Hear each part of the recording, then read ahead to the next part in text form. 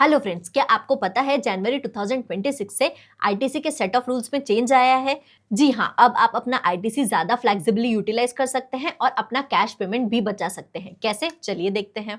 तो रूल एकदम सिंपल है।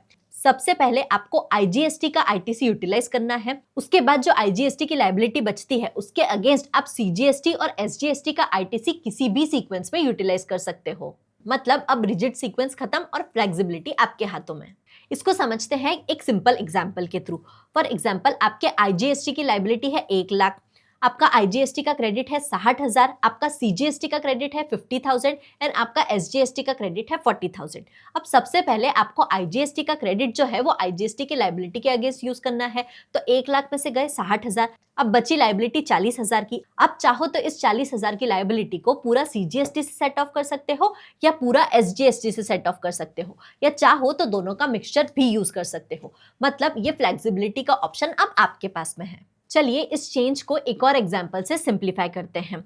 आपकी आईजीएसटी की लायबिलिटी है 30,000, आपकी आईजीएसटी का क्रेडिट पूरा यूटिलाइज हो चुका है। सिमिलरली आपका सीजीएसटी का क्रेडिट बचा है 80,000 और आपका एसजीएसटी का क्रेडिट जो है वो भी फुली यूटिलाइज हो चुका है। तो अब आपको क्या करना है? अब आप आईजीएसटी की लायबिलिटी को 80,000 के सीजीएसटी के क्रेडिट से यूटिलाइज कर सकते हैं।